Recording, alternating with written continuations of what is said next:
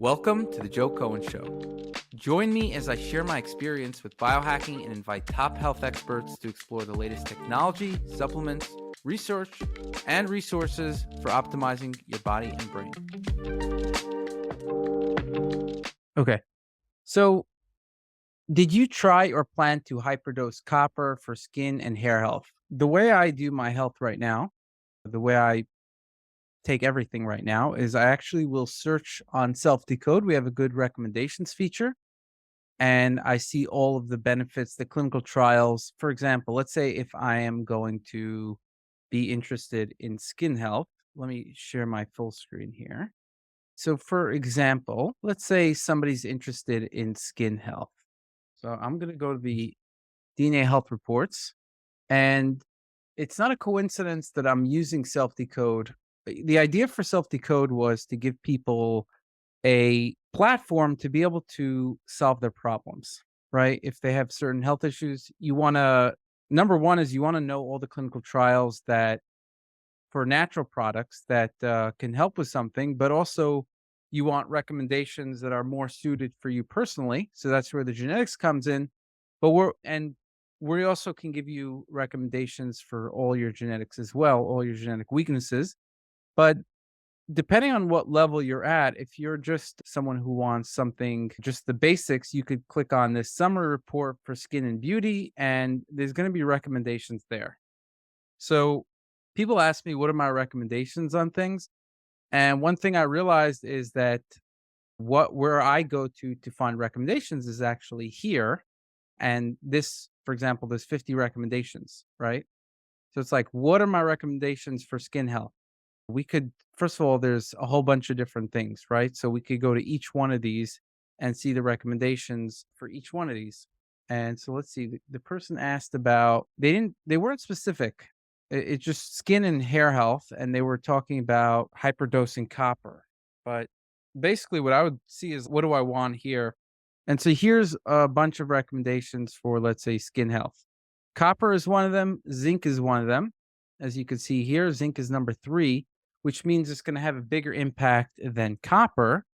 But sometimes you don't know. They do need to be in balance, and you have to do a blood test to see if they're in balance. I find that serum copper and serum zinc are a decent measure. So I think both of those are good blood tests. But let's see here. So yeah, so basically there's 50 recommendations for skin health. I wouldn't so these are my recommendations because these are what have clinical trials essentially. Double blind, placebo controlled clinical trials. And I would go here and they're organized based on some genetic priorities, but also based on the strength of the impact and the evidence. So this is if you want to go to a broad report, but let's say if you want to go to, if you want to search, you could search for skin and you could go to, for example, let's say something like this, facial wrinkles, and you can be able to get recommendations just for this, which there's 41 recommendations for facial wrinkles. And so I would go based on this in terms of facial wrinkles. I don't see zinc here, but you could also click on any of these and it's going to give you more information. So if you click on this, give you more information of what the evidence is. All these R's are references for the evidence, and you could see more evidence there. Okay, so let's see. Out of these, I'm doing quite a lot of these. I find that it's clinical trials are especially important for something that's hard to figure out the effect in a short amount of time. So you definitely want to look at some clinical trials there. But yeah, so this is how I will look at something like skin health. Let's go on to another topic. And I think this is a good example because people ask me all the time, what do you think is good for X, Y, Z? And my answer is check self decode. Really, that's what I do as well. I'll check self decode, look at all the recommendations, see, go one by one. Okay, okay, okay, okay. You can add them to a regimen by clicking these pluses, and it'll be in your action plan right here. Next question. So, what additional info does a self-decode DNA sample give over 23andMe data? Currently have 23andMe data uploaded.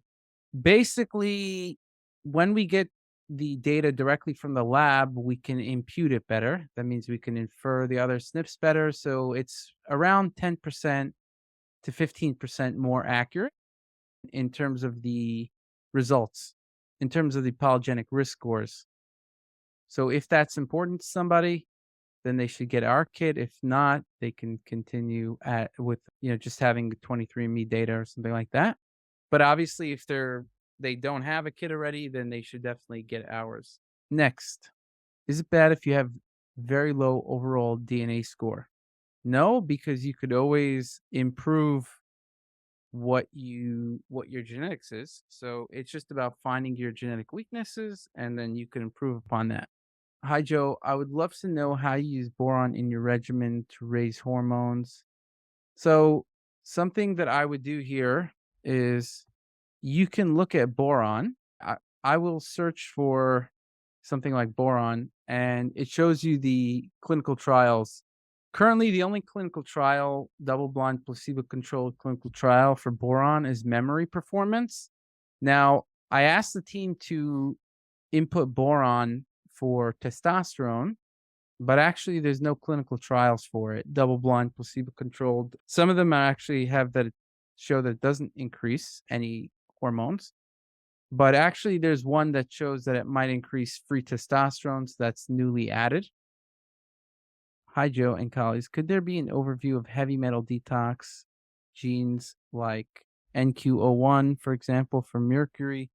The problem with doing some of these gene reports is that there's no real evidence for them. It's all theory. So somebody wants to do a heavy metal detox like NQ01. The problem is that we'd be basing our information on theories and not any concrete evidence. So it's a little difficult to create reports on these subjects. Basically, the way self-decode is made is that we can only work off of solid evidence. And if when it comes to specific gene reports, they're not as solid. Now we might we might create some in the future.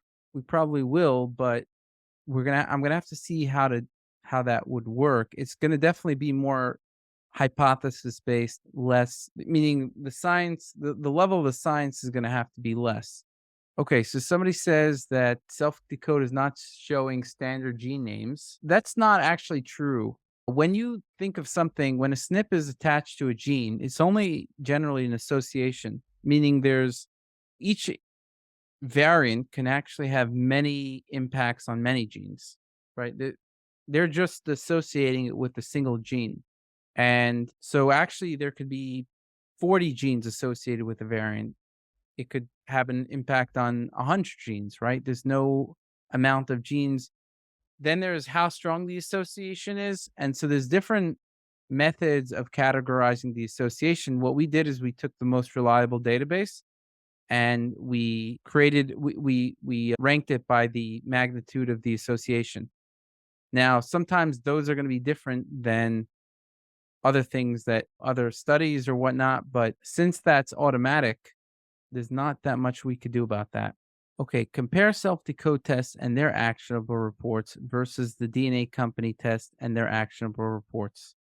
What do self-decode reports have that DNA company reports don't have? And vice versa, the self-decode tests for everything. Okay, so somebody's asking me here, what is the difference between the DNA company and self-decode? I shall explain. So the DNA company tests for 83 genetic variants. It's a very specific test for specific things. I don't know all the genetic variants that they test for. That is something that they hold secret. And actually, so I don't know all the genetic variants that they test for, but they test for 83 genetic variants. And I don't know how useful each genetic variant is exactly, but what I can tell you is that you can't do any polygenic risk scores with 83 genetic variants. I'm just talking very factually right now. So, for example, if you want to know what your predisposition is for any of these things here, let's say homocysteine or ApoB, gut inflammation, we could just look at these are my risks. So we could look at things like this, egg allergy, and let's see. So in this case, we only looked at 24 genetic variants, and MTHFR is a significant one here. In the case of ApoB, we looked at, wait, no, let's look at my results, 6,400 variants. So if you're only looking at 80, and we're not looking at these variants just because we want to boast at the number of variants we're looking at. It's just the more variants you look at, the more accurate the results get. For example, if we were to only look at ApoB, this one gene, it shows that I have higher risk here, but these are some top genetic variants. It shows that I don't have these risk alleles. Now you might say that, okay, I don't have these risk alleles. These are some of the most significant genes. Maybe I'm low risk. This puts me at high risk. And let's look at our actual results. So ApoB, even with taking a lot of things, I take a lot of supplements to bring it down. It's still quite high. My ApoB just runs high genetically, and that's the fact. So these are my lab tests. You could see the results here. And this is with me bringing them down. If I didn't bring them down, it would be at 150 or more. So my ApoB runs high genetically. If you only looked at one gene or two genes or five variants, you wouldn't get a good picture. So you're not able to tell much from looking at, let's say if you want to know all these things, gut inflammation, look at how many variants we looked at, it's 41,000. You're not, in this case, I do have a lot of these risk variants here for the top genes. I'm in the 90th percentile. And that gut inflammation was one of the things that that really brought me into the health field. And we could look at this and we see that in this case, it's 373 genetic variants. Sometimes it goes up to 1 million or 2 million. I think the most that we have is 2 million. But getting back to this, if we want to look at all of these genetic risks here, if you only look at a few variants, you cannot really tell these things very well, meaning it becomes more of a coin toss if you're only looking at a few variants. So when it comes to your genetics, there's two things that you want to look at. Number one is you want to look at your genetic predispositions, which can be helpful. For the future, or also for now. For example, vitamin K, zinc, it tells me what I'm likely to be deficient in, or it could be certain blood markers like homocysteine or ApoB, which are very important, or it could be certain things like gut inflammation and potentially things in the future like cardiovascular disease or different issues in the future. And so you could see, and these are actually all pretty good, accurate recommendations for me, meaning I am more likely to have higher visceral fat. I tested it. So my subcutaneous fat, is actually quite low. That's why I have a very good six pack. But my visceral fat is higher than one would expect given how fit I am. And that's because I have a genetic predisposition, but that also means that I can take it down as well, which is why I would follow the recommendations there. So every report has recommendations.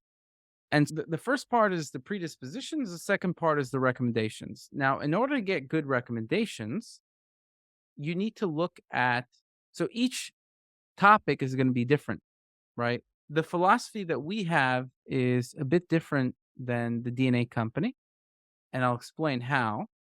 So the DNA company has the assumption that for each gene, you want to treat the gene with a recommendation, or it could be multiple genes, but essentially you're treating the gene. What we say is that we don't treat a gene. We look at all the clinical trials that are available for a certain topic. Let's say it's visceral fat. And in this case, you could see there's 23 recommendations. And this is based on the best evidence out there. And so we look at this and we say, okay, here's all the evidence. And then we organize it based on the impact, the evidence, and also any genetic predispositions, specific genetic variants. That's one way we do recommendations. Another way we do recommendations, and this is from the suggested recommendations, is we will look at, you can pick a specific topic. So let's say if we want to get recommendations for gut health, and you can filter it by supplements. It's going to give you a bunch of recommendations. So this is recommendations from me, right? And for each recommendation, you could see what are all the things the recommendation is going to help with. And so what this is doing is it's giving you recommendations based on all of your genetics, either within a certain topic, or you can pick, just based on everything altogether. You can filter it how you would like. And what we're doing is we're looking at all your genetic weaknesses and we're pairing it with the thing that's most likely to work based on the evidence. So probiotics for me is counteracting all of these genetic predispositions, right? And so that means that we're looking at all 400 reports that we have and counting, and we're saying what is the best fit for somebody's genetic risks. And it turns out that for me, probiotics is the best fit for my genetic risks, especially for gut health. And then it also counteracts a suboptimal LDL cholesterol, which I also have. And so there's two ways to get recommendations from your genetics. One is you can either prioritize the recommendations within a given topic. So that could be done with certain genes, or two. And so I'll give you an example of that. Let's say if we go to, so there's two things that really, low mood and gut inflammation were big issues. So let's go to low mood. And you can see I have higher risk, 84,000 genetic variants. Now let's look at the recommendations. There's 53 recommendations. And if we click on something like this or St. John's wort, we click on 5-HTP. Now 5-HTP really helped me quite significantly, much more than it helped some other people. And it turns out that I have a genetic variant in this tryptophan hydroxylase 2 gene that is associated with depression, and it inhibits serotonin production in the brain. So this gene affects 5-HTP and the serotonin production in the brain. Essentially, this gene lowers serotonin conversion from tryptophan to 5-HTP. So if I just take a lot of tryptophan, it's not going to be as efficient in converting. So I also take 5-HTP, and there's also a lot of clinical evidence for 5-HTP in improving mood. And you could see that's recommendation number 5. And St. John's wort also helps for another reason, for this dopamine D2 receptor. And so both actually quite help a lot with my mood. And most of the time, people are not going to get this for number 3 or number 5. And the reason I get it is because I have a genetic variant that makes it more likely for me to do well with these. So in terms of the recommendations, the way these recommendations work is that they're prioritized based on specific genetic variants, in part, meaning we look at all the evidence, and it can move up or down based on that, but it's not going to move tremendously. You're almost always going to see exercise in the top 5, because no matter what your genetics is, exercise is basically always going to be one of the most important things you could do to improve your health.